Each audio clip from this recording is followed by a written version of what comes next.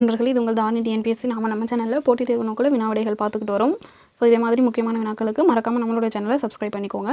So இன்றைக்கி 8ஆம் வகுப்பு 2ஆம் பருவத்தில் இருந்து முக்கியமான 30 வினாக்கள் பார்க்கலாம் வாங்க.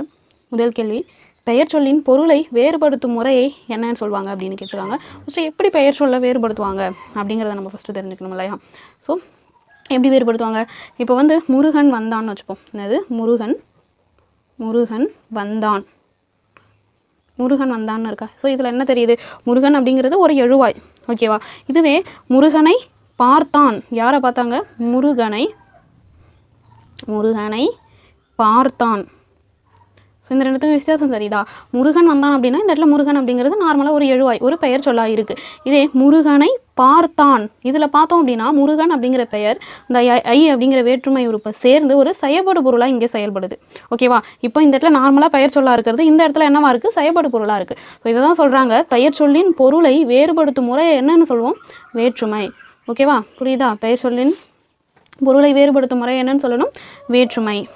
வேற்றுமை எத்தனை வகைப்படும் அப்படின்னு கேட்டிருக்காங்க. ஸோ வேற்றுமை பார்த்தோம் அப்படின்னா எழுவாய் வேற்றுமை, அதாவது முதல் வேற்றுமையில் இருந்து 2ஆம் வேற்றுமை, 3ஆம் வேற்றுமை, 4ஆம் வேற்றுமை, 5ஆம் வேற்றுமை, 6ஆம் வேற்றுமை, 7ஆம் வேற்றுமை, 8ஆம் வேற்றுமை அப்படின்ட்டு வேற்றுமை மொத்தம் 8 வகைப்படும், ஓகேவா? இதில் பார்த்தோம் அப்படின்னா முதல் வேற்றுமைக்கும் 8ஆம் வேற்றுமைக்கும் வேற்றுமை உறுப்புகள் கிடையாது. 2லிருந்து 7ஆம் வேற்றுமை வரைக்கும் வேற்றுமை உறுப்புகள் இருக்குது, ஓகேவா? ஸோ முதல் வேற்றுமைக்கும் 8ஆம் வேற்றுமைக்கும் என்ன இல்லை? வேற்றுமை உறுப்பு இல்லை. மற்றபடி 2லிருந்து 7 வரையும் இருக்கிற வேற்றுமைகளுக்கு வேற்றுமை உறுப்புகள் இருக்குது, ஓகேவா? ஆனால் இங்கே என்ன கேட்டிருக்காங்க? வேற்றுமை எத்தனை வகைப்படும் அப்படின்னு கேட்டிருக்காங்க. வேற்றுமை அப்படிங்கிறது 8 வகைப்படும். அடுத்து உறுப்புகள் இல்லாத வேற்றுமைகள் எது அப்படின்னு கேட்டிருக்காங்க. இப்போ தான் பார்த்தோம் இல்லையா? ஸோ முதல் வேற்றுமைக்கும் 8ஆம் வேற்றுமைக்கும் தான் என்ன இல்லை? வேற்றுமை உறுப்புகள் இருக்குது. எங்கே இருக்குது அப்படின்னா முதல் ஆப்ஷன் ஏல இருக்குது. ஸோ முதல் வேற்றுமைக்கும் 8ஆம் வேற்றுமைக்கும் வேற்றுமை உறுப்புகள் கிடையாது. அடுத்து ஐ என்பது எத்தனாயாம் வேற்றுமை அப்படின்னு கேட்டிருக்காங்க. ஐ அப்படிங்கிறது எத்தனாவது வேற்றுமையோட உறுப்பு அப்படின்னு கேட்டிருக்காங்க. ஆல்ரெடி நம்ம பார்த்துட்டோம். ஸோ முதல் வேற்றுமைக்கும் 8ஆம் வேற்றுமைக்கும் வேற்றுமை உறுப்பு கிடையாது. 2ஆம் வேற்றுமை, 3ஆம் வேற்றுமை, 4, 5, 6, 7க்கு வேற்றுமை உறுப்புகள் இருக்குன்னு பார்த்தோம் இல்லையா? ஸோ முதல் வேற்றுமை அப்படின்னு பார்க்கும்போது வேற்றுமை உறுப்பு இல்லையா? 2க்கு பார்த்தோம் அப்படின்னா ஐ, 3க்கு ஆல், 4க்கு கு, 5க்கு இன், 6க்கு அது, 7க்கு கண், ஓகேவா? இதுதான் என்னது? வேற்றுமை உறுப்புகள். 1க்கும் 8க்கும் இல்லை. 2லிருந்து 7 வரையும் பார்த்தோம் அப்படின்னா ஐ, ஆல், கு, இன், அது, கண், ஓகேவா? இங்கே என்ன கேட்டிருக்காங்க? ஐ என்பது எத்தனையாவது வேற்றுமை உறுப்பு அப்படின்னு கேட்டிருக்காங்க. ஸோ ஐ அப்படிங்கிறது எத்தனாவது வேற்றுமை உறுப்பு? 2ஆம் வேற்றுமை உறுப்பு. எங்கே இருக்குது? ஆப்ஷன் பியில் இருக்குது. ஸோ ஐ அப்படிங்கிறது எத்தனாவது வேற்றுமை உறுப்பு? 2ஆம் வேற்றுமை உறுப்பு. நெக்ஸ்ட் என்ன சொல்கிறாங்க? உடனிசை பொருட்களில் வர்ற வேற்றுமை எது அப்படின்னு கேட்டிருக்காங்க. என்னது? உடனிசை பொருட்களில் வரும் வேற்றுமை எது அப்படின்னு கேட்டிருக்காங்க, ஓகேவா? ஸோ 3ஆம் வேற்றுமையோட உறுப்பு என்னன்னு பார்த்தோம்? ஆள் அப்படின்னு பார்த்தோமா? ஸோ இது மட்டும் இல்லாமல் ஆள், ஆண், ஒடு, ஓடு. ஸோ இந்த பொருளையும் என்ன வரும் அப்படின்னா இந்த உறுப்புகளுமே என்ன வரும்? 3ஆம் வேற்றுமைக்கு வரும், ஓகேவா? இப்போ பார்த்தோம் அப்படின்னா இதுக்கு ஒரு எக்ஸாம்பிள் பார்ப்போம். எப்படி உடனிசை பொருட்களில் வரும் அப்படின்னா, இப்போ ஒரு எழுவாய் இருக்குன்னு வச்சுக்கோயேன், அது கூட இன்னும் ஒரு செயலையும் அது கூடயே போய் செய்கிற மாதிரி. இப்போ நான் உங்களுக்கு ஒரு எக்ஸாம்பிள் சொன்னேன்னு வச்சுக்கோங்களேன், உங்களுக்கு தெளிவாக புரியும். அதே மாதிரி அந்த உடனிசைவு பொருள் எதுவும் வரும்னா இந்த ஓடு இருக்கு இல்லையா? இது ரெண்டும் தான் உடனிசைவு பொருளில் வரும். இப்போ தாயோடு குழந்தை சென்றது. என்னது? தாயோடு குழந்தை சென்றது. இப்போ தாயோடு குழந்தை சென்றதுன்னு இருக்கா? இந்த இடத்துல என்னது? தாயோடு. இந்த தாய் அப்படிங்கிறது நார்மலாக ஒரு எழுவாயின்னு வச்சுக்கலாம். அவங்க கூட இன்னொரு உடனிசை செயலாக அவங்களுடைய குழந்தை போகுது. ஸோ புரியுதா இது எப்படி உடனிசை பொருளில் வருதுன்னு? தாயோடு குழந்தை சென்றது. தாய் கூட ஒரு எழுவாய் கூட உடனிசை பொருளாக இன்னொரு செயலும் நடக்குது. இப்போ நாயோடு குட்டியும் சென்றது. அப்போ நாய் கூட அதோட குட்டியும் என்ன பண்ணுது? உடனிசை பொருளில் செல்லுது. அமைச்சர்களோடு அலுவலர்கள் சென்றனர். அப்போ அமைச்சரோடு அந்த இடத்துல ஓடு அப்படிங்கிறத நம்ம யூஸ் பண்ணுவோம். அப்போ ஒரு எழுவாய் கூட இன்னொரு செயலும் உடனிசைவாக நடக்கிறது தான் என்ன சொல்லுவோம் அப்படின்னா உடனிகழ்ச்சி பொருளில் நடக்கிறது அப்படின்னு சொல்லுவோம். இந்த உடனிகழ்ச்சி பொருளில் வர்ற அந்த வேற்றுமை உறுப்பு பார்த்தோம் அப்படின்னா ஓடு அப்படிங்கிற இது ரெண்டும் தான். இது ரெண்டும் எதற்குரிய வேற்றுமை உறுப்பு அப்படின்னா 3ஆம் வேற்றுமைக்குரியது. ஸோ 3ஆம் வேற்றுமைக்கு மட்டும் பார்த்தோம் அப்படின்னா 4 வேற்றுமை உறுப்புகள் இருக்குது. ஆள், ஆண், ஓடு, ஓகேவா? அடுத்த கேள்வி, கு என்பது எத்தனையாம் வேற்றுமை உறுப்பு அப்படின்னு கேட்குறாங்க. ஸோ ஆல்ரெடி பார்த்துட்டோம் இல்லையா? கு அப்படிங்கிறது எத்தனாவது வேற்றுமை உறுப்பு அப்படின்னு சொல்லிட்டு எல்லாரும் என்ன பண்ணிடுங்க? கமெண்டில் சொல்லுங்கள், ஓகேவா? எல்லோரும் கண்டிப்பாக கமெண்ட் பண்ணுங்கள். இல் ஆகிய உறுப்புகள் எந்த வேற்றுமைக்கு உரியது அப்படின்னு கேட்டிருக்காங்க. நம்ம ஆல்ரெடி என்ன பார்த்தோம்? 1க்கும் 8க்கும் வேற்றுமை உறுப்பு இல்லைன்னு பார்த்தோம். அடுத்து என்ன பார்த்தோம்? ஐ, ஆல், கு, இன், அது, கண் அப்படின்னு பார்த்தோமா, அது கண். இது வரையும் பார்த்துருக்கோமா. ஸோ இது வந்து 2 3 4 5. இப்போ இன் அப்படிங்கிறது எதில் வருது, 5ல் வருது. அப்போது இன்னு கூட அப்போ 5ல் இன்னொரு வேற்றுமை உறுப்பு இருக்குது, அது என்னது, இல்லு. ஆல்ரெடி வந்து இப்போ என்ன பார்த்தோம், 3க்கு வந்து 4 வேற்றுமை உறுப்புகள் பார்த்தோம் இல்லையா, ஆள் ஆண் ஒடு ஓடுன்னு. அதே மாதிரி 5க்கு பார்த்தோம் அப்படின்னா இன்னு இல்லை அப்படின்ட்டு 2 வேற்றுமை உறுப்பு இருக்குது. இப்போ இன் இல் ஆகிய வேற்றுமை உறுப்புகள் எந்த வேற்றுமைக்குரிய பொருளாக இருக்குது, 5ஆம் வேற்றுமைக்குரிய பொருள். ஓகேவா, உறுப்பு, வேற்றுமை உறுப்பு. அடுத்தது கிழமை பொருளில் வர்ற வேற்றுமை உறுப்பு. ஆல்ரெடி பார்த்தோம் இல்லையா, உடனிசைவு பொருளில் வர்ற வேற்றுமை எது அப்படின்னு பார்த்தோம். ஆனால் இங்கே என்ன கேட்டிருக்காங்க, கிழமை, அதாவது கிழமைனா என்னன்னு சொல்கிறாங்க, உரிமை, உரிமை பொருளில் வர்ற வேற்றுமை உறுப்பு எது அப்படின்னு கேட்டாங்க. இப்போது இதுக்கு நம்ம உங்களுக்கு வந்து ஒரு எக்ஸாம்பிள் சொல்கிறோம். ஓகேவா, எக்ஸாம்பிள் சொன்னேன் அப்படின்னா உங்களுக்கு தெளிவாக புரியும். ஆல்ரெடி 5ஆம் வேற்றுமைக்குரிய உறுப்புன்னது அதுன்னு பார்த்தோம்ல, இது இல்லாமல் இன்னும் 2 இருக்குது, ஆது ஆ. இங்கே என்ன சொல்கிறாங்க, உரிமை பொருள். அப்போ உரிமைனா என்னது, யாரோடைய ஒரு சொந்தமாக, அவங்களுக்கு சொந்தமானதாக இருக்கும். இப்போ நம்ம என்ன எடுத்துக்கலாம், எனது, எனது வீடு. இப்போ இங்கே அது அப்படிங்கிறது எனக்கு இங்கே 6ஆம் வேற்றுமை உறுப்பு வந்துச்சு, வீடு. அப்போ என்னுடைய உரிமையை குறிக்குது. ஓகேவா, புரியுதா உங்களுக்கு. ஸோ எனது வீடு அப்படிங்கிறது, அது அப்படிங்கிறது என்ன உறுப்பு வந்துருச்சு, 6ஆம் வேற்றுமை உறுப்பு வந்துருச்சு. வீடு அப்படிங்கிறது என்னுடைய உரிமையை குறிக்கிறது. இதுலேருந்து என்ன சொல்லிடலாம், இது உரிமை பொருளில் வருது. அது மட்டும் இல்லாமல் அதுன்னு வந்திருக்கிறதுனால இதை என்ன சொல்லிடலாம், 6ஆம் வேற்றுமை அப்படின்னு சொல்லிடலாம். ஓகேவா, புரிஞ்சுதா. அடுத்து 7ஆம் வேற்றுமைக்குரிய உறுப்பு எது, ஆல்ரெடி பார்த்துட்டோம் இல்லையா, ஐ ஆள், ஐ ஆள், கு இன் அது கண்ணுன்னு பார்த்தோம்மா. ஸோ 1லேருந்து 2லேருந்து ஸ்டார்ட் ஆகும், 2 3 4 5 6 7. ஸோ 7ஆம் வேற்றுமைக்குரிய உறுப்பு எது, கண் அப்படிங்கிறது தான் 7ஆம் வேற்றுமைக்குரிய உறுப்பு. விழி வேற்றுமை என அழைக்கப்படும் வேற்றுமை எது அப்படின்னு கேட்டிருக்காங்க.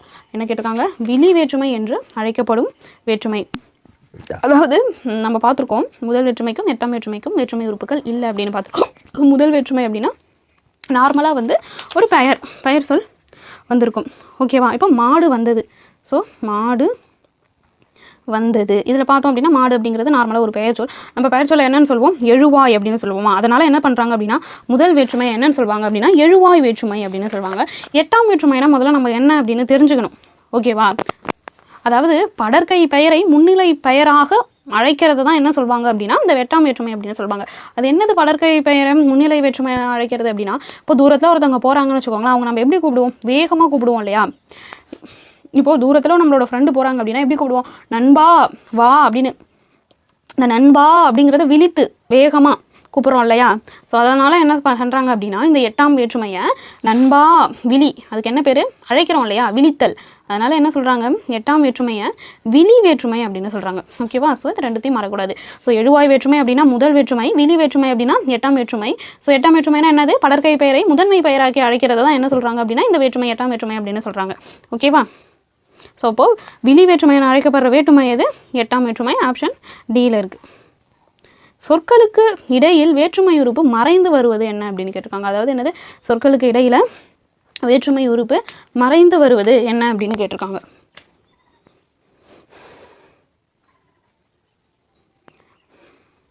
அதாவது வேற்றுமை உறுப்பு இப்போ வெளிப்படையாக வருதுன்னு வச்சுப்போம்.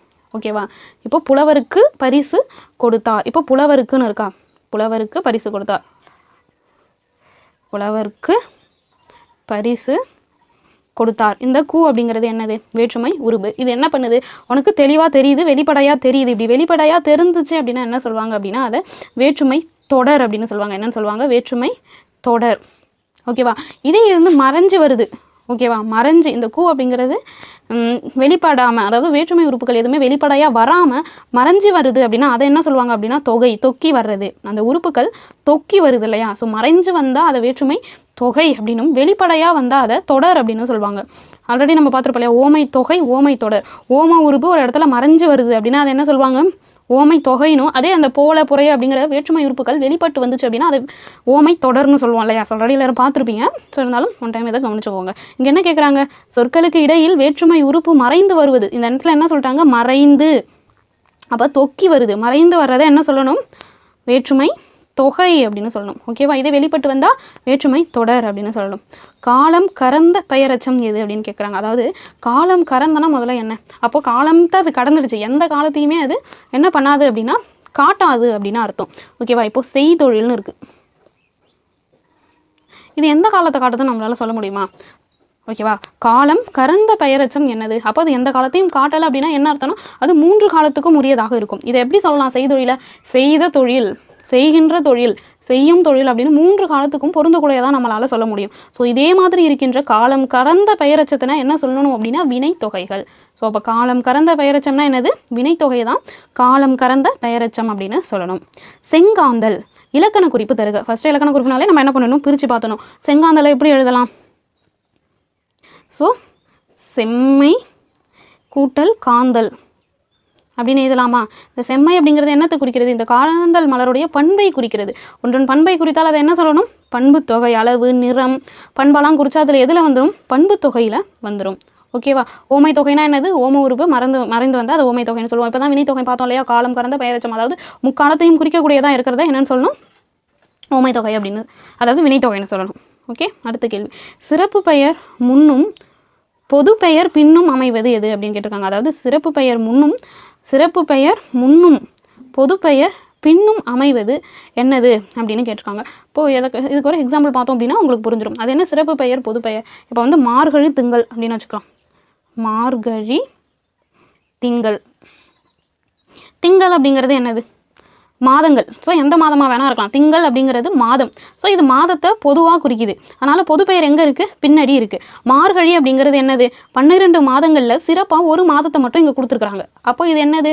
சிறப்பு பெயர். அப்போ இந்த மார்கழி திங்களில் சிறப்பு பெயர் முன்னாடி இருக்குது, பொது பெயர் பின்னாடி இருக்குது. ஓகே, புரியுதா? இதை தான் சொல்லியிருக்காங்க.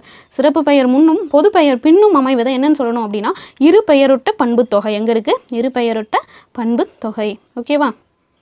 அடுத்து இரவு பகல் எவ்வகை தொகை அப்படின்னு கேட்டிருக்காங்க. ஆல்ரெடி தொகைனா பார்த்துட்டோமா? தொகைனா என்னன்னு நமக்கு இப்போ தெளிவாக தெரியும். ஸோ இரவு பகல் அப்படின்னா என்னன்னு கேட்குறாங்க. இப்போ இது ஆல்ரெடி எப்படி இருந்திருக்கணும் அப்படின்னா இரவும் பகலும் இப்படின்னு இருந்திருக்கணும். ஆனால் இதில் என்ன இருக்குது? இந்த அப்படிங்கிறது மறைஞ்சி இரவு பகல், அதாவது தொக்கி இரவு பகல்னு வந்திருக்கு. அந்த விகுதி மறைந்து வருவதை என்னன்னு சொல்லுவோம் அப்படின்னா உம்மை தொகை. ஓகேவா? இதே இது வெளிப்பட்டு வந்துச்சு, இந்த இரவும் பகலும்னு வெளிப்படையாக வந்துச்சுன்னா அதை நம்ம என்ன சொல்லணும்? எண்ணுமை அப்படின்னு சொல்லணும். ஆனால் இந்த இடத்துல என்ன பண்ணியிருக்கு? தொக்கி இரவும் பகலும் அப்படிங்கிறது இரவு பகல் அப்படின்னு வந்ததுனால இதை என்ன சொல்லணும்? உம்மை தொகை. இரு சொற்கள் எவ்வித மாற்றமும் இன்றி புணர்வது என்ன அப்படின்னு கேட்டிருக்காங்க. ஸோ இரு சொற்களுக்கு இடையில் எந்தவித மாற்றமும் இன்றி புணர்ந்துச்சு அப்படின்னா அதை என்ன சொல்லுவோம்? இயல்பு புணர்ச்சி அப்படின்னும். அது இரண்டும் புணரும் பொழுது அதற்கு இடையில் ஏதாவது சொற்கள் தோன்றினாலோ திரிந்தாலோ கெட்டாலோ அதை என்ன சொல்லுவோம்? விகார புணர்ச்சி. அதாவது இயல்பு புணர்ச்சினா என்ன அப்படின்னு ஒரு எக்ஸாம்பிள் பார்த்தா உங்களுக்கு புரிஞ்சிடும். இப்போது தமிழ் கூட்டல் தாய். ஓகேவா? இது சேர்த்து எழுதும்போது எப்படி எழுதுவோம்? தமிழ் தாய். தமிழ் இத்து நடுவில் வருமா? இத்தாய். இப்போது இது புணரும் பொழுது இங்கே இத்து அப்படின்னு புதுசாக ஒரு வார்த்தை தோன்றி இருக்குது. அப்படி தோன்றாமல் வெறும் தமிழ் தாய் அப்படிங்கிறதுச்சுன்னா அதை என்ன சொல்லிடுவோம்? இயல்பு புணர்ச்சி. இப்போ வாழை கூட்டல் பழம், வாழை பழம், அதில் இப்போ வருதா? அப்போ புதுசாக ஒரு எழுத்து வந்து தோன்றுதா? அதே மாதிரி தோன்றுச்சு அப்படின்னா அது எதுக்கு போயிடும்? விகார புணர்ச்சிக்கு போயிடும். அதே மாதிரி எந்த எழுத்தும் புதிதாக தோன்றாமல், தமிழ் கூட்டல் தாய் சேர்த்து தமிழ் தாய், அதே மாதிரி எந்த எழுத்துமே புதுசாக தோன்றாமல் வார்த்தைகள் வருது இல்லையா? அதில் என்ன எதில் வந்துடும் அப்படின்னா இயல்பு புணர்ச்சியில் வந்துடும். இதே விகார புணர்ச்சி அப்படின்னு பார்த்தோம்னா விகார புணர்ச்சியில் 3 வகை இருக்குது. தோன்றல், அதாவது இதை மாதிரி புதிதாக ஒரு வார்த்தை தோன்றச்சு அப்படின்னா அது தோன்றல் விகாரம்னு சொல்லுவோம். இதே மாதிரி மாற்றங்கள் நிகழ்ந்தால் தான் அது விகாரத்தில் வரும். இயல்பாக இருந்துச்சு அப்படின்னா அது இயல்பு புணர்ச்சி. அடுத்து கெடுதல். கெடுதல் அப்படின்னா மரம் கூட்டல் வேறு. இது எப்படி புணரும்? இந்த இம்மு போயிட்டு மர வேறுனு போவோமா? அப்போ இந்த இம்மு கெட்டுடுச்சா அதை என்ன சொல்வோம்? கெடுதல் விகாரம். அதே மாதிரி திரிதல், ஒரு எழுத்து வேறொரு எழுத்தாக மாறி புணர்றத திரிதல் அப்படின்னு சொல்லுவோம். அப்போது சொற்களில் எந்தவித மாற்றமும் இன்றி புணருது அப்படின்னா அது இயல்பு புணர்ச்சி. மாற்றங்கள் நடந்தால் அதை விகார புணர்ச்சின்னு சொல்லுவோம். விகார புணர்ச்சியில் 3 டைப் இருக்குது: தோன்றல், திரிதல், கெடுதல். ஓகேவா? விகார புணர்ச்சி எத்தனை வகைப்படும் இப்போ தான் பார்த்தோம் இல்லையா? ஸோ சொற்கள் இயல்பாக புணரும் பொழுது அதில் ஏதாவது மாற்றங்கள் ஏற்பட்டால் அது விகார புணர்ச்சி. விகார புணர்ச்சியில் தோன்றல், திரிதல், கெடுதல் அப்படின்னு 3 வகை இருக்குது. அப்போ விகார புணர்ச்சி எத்தனை வகைப்படும்? 3 வகைப்படும். பல் கூட்டல் துளி, பத்துளி எவ்வகை விகாரம் இப்போ தான் பார்த்தோம் இல்லையா? இது நார்மலாக புணர்ந்துருக்கா? இல்லை. இது நார்மலாக புணர்ந்தால் எப்படி இருந்திருக்கணும்? பல் கூட்டல் துளி பல் துளி அப்படின்னு இருந்திருக்கும். இப்படி புணர்ந்து இருந்தது அப்படின்னா நம்ம என்ன சொல்லலாம்? இதை இயல்பு புணர்ச்சி அப்படின்னு சொல்லலாம். அப்போது இதில் மாற்றம் நடந்திருக்கு. இல் அப்படிங்கிறது இத்து அப்படின்னு மாறி இருக்குது. அப்போ இது கண்டிப்பாக இயல்பு புணர்ச்சி கிடையாது, விகார புணர்ச்சி. அப்போ விகார புணர்ச்சியில் 3 டைப் இருக்குது: தோன்றல், திரிதல், கெடுதல். இது ரெண்டும் சேரும்பொழுது நடுவில் ஏதாவது ஒரு எழுத்து உருவாயிருக்கா? அப்போது உருவாகலை. அப்போ தோன்றல்ல வராது. கெட்டுருக்கா, இது ரெண்டு சேரும்போது ஏதாவது ஒரு எழுத்து காணாமல் போயிடுச்சா? இல்லை. அப்போ கெடுதல்லையும் வராது, இது இயல்பும் கிடையாது. இல்லை அப்படிங்கிறது என்ன ஆயிருக்கு, இத்தான் மாறி இருக்கு. மாறுறதை என்ன சொல்லுவோம், திரிதல் அப்படின்னு சொல்லுவோம். இப்போ பல் கூட்டல் துளி பத்துளி அப்படின்னு மாறினதை நம்ம என்னன்னு சொல்லணும், திரிதல் விகாரம். ஓகேவா? அடுத்தது மரம் கூட்டல் வேர் மரவேர், இதில் பயின்று வந்துள்ள விகாரம். இப்போ தான் பார்த்தோம் இல்லையா, இதில் என்ன ஆயிருக்கு, மரம்ல இம்மு அப்படிங்கிறது கெட்டு மர கூட்டல் வேர் அப்படின்னு ஆயிடுச்சு. அப்போ கெடுதல்னு அப்போ அதிலே தெரியுதா? அப்போ இது எந்த விகாரத்தில் வந்துடும், கெடுதல் விகாரம். விகாரம் மொத்தம் எத்தனை வகை, 3, தோன்றல், திரிதல், கெடுதல். இப்போ இந்த இம் அப்படிங்கிறது கெட்டதுனால இது கெடுதல் விகாரம். தொகை நிலை தொடர் ஆல்ரெடி பார்த்தோம்னா, தொகை நிலை தொடர்னா என்னது, ஒரு இது வெளிப்படையாக வராமல் தொக்கி வருவது. இது வேற்றுமைனா அந்த வேற்றுமை உறுப்புகள் தொக்கி வருவது, அதை வேற்றுமை தொகைன்னு சொல்லுவோம். அப்போ என்ன கேட்டிருக்காங்க, தொகாநிலை தொடர். அப்போது தொகாநிலை தொடர்கள் அப்போ வெளிப்படையாக வந்தால் தான் நம்ம அதை என்ன சொல்லுவோம், தொடர்கள் அப்படின்னு சொல்லுவோம். இதே மறைந்து வருவது, ஒரு வேற்றுமை உறுப்போ இல்லை ஓம உறுப்போ மறைந்து வருவதை நம்ம தொகை அப்படின்னு சொல்லுவோம். இங்கே தொகை எத்தனை வகைன்னு கேட்கல, தொடர்கள் எத்தனை வகைன்னு கேட்குறாங்க. ஓகேவா? எழுவாய் தொடர்லேருந்து அன்மொழி தொடர் வரைக்கும் மொத்தம் 9 வகையான தொடர்கள் இருக்குது. ஓகேவா? எத்தனை வகையான தொடர்கள் இருக்குது, 9 வகையான தொடர்கள் இருக்குது. நெக்ஸ்ட் கல்வி அழகே அழகு அப்படின்னு பாடினவர் யார் அப்படின்னா குமரகுருபரர் பாடியிருப்பார். நீதிநெறி விளக்க பாடல் இருக்கு இல்லையா, ஸோ அதில் தான் இந்த கல்வி அழகே அப்படிங்கிற பாடல் பாடியிருப்பார். ஸோ கல்வி அழகே அழகு அப்படிங்கிற பாடலவர் யார், குமரகுருபரர். குமரகுருபரர் வாழ்ந்த நூற்றாண்டு எது, அதாவது நாயக்கர் காலத்தில், அதாவது 17ஆம் நூற்றாண்டில் வாழ்ந்திருப்பாங்க. குமரகுருபரர் வாழ்ந்த நூற்றாண்டு எது, 17ஆம் நூற்றாண்டு. கலித்தொகையை தொகுத்தவர் யார், அதாவது கலித்தொகையில் மொத்தம் 5 களி இருக்குமா, முல்லைக்களி, குறிஞ்சிக்களி, மருதக்களி. ஸோ மருதத்திணைய 35 பாடல்கள் யார் பாடியிருப்பார் அப்படின்னா நல்லந்துவனார் பாடியிருப்பார். இவரே தான் என்ன பண்ணியிருப்பார் அப்படின்னா இந்த கலித்தொகையும் தொகுத்திருப்பார். ஸோ கலித்தொகையை தொகுத்தவர் யார், நல்லந்துவனார். தமிழர் மருத்துவத்தில் மருந்து என்பது எதன் நீட்சியாக இருந்தது. இந்த காலத்தில் பார்த்தோம் அப்படின்னா தமிழர்கள் அவங்க உணவு உட்கொள்கிறாங்க இல்லையா, ஸோ அதுவே என்னவாக இருக்குமா அப்படின்னா நம்மளுடைய உடல் நோய்களை தீர்க்கக்கூடியதாக இருந்திருக்கு. ஸோ தமிழர்களுடைய மருத்துவத்தில் மருந்து அப்படிங்கிறது உணவின் நீட்சியாக, உணவு முறையில் என்ன பண்ணாங்க, நிறைய நோய்களை சரி பண்ணாங்க. அப்போது தமிழர் மருத்துவத்தில் மருந்து அப்படிங்கிறது உணவின் நீட்சியாக அமைஞ்சிருந்தது. வருமுன் காப்போம் அப்படிங்கிற பாடலை பாடினவர் யார் அப்படின்னா கவிமணி தேசிக விநாயகனார். யார், கவிமணி தேசிக விநாயகனார். அயோத்திதாசன் நடத்திய இதழுடைய பெயர் என்னது, ஒரு பைசா தமிழன். இது எல்லாருக்குமே தெரிஞ்சிருக்கும் இல்லையா. ஸோ அயோத்திதாசன் நடத்திய இதழின் பெயர் என்னது, ஒரு பைசா தமிழன். நீதிநெறி விளக்கம் நூலின் எத்தனை பாடல்கள் இருக்குது அப்படின்னு கேட்டிருக்காங்க.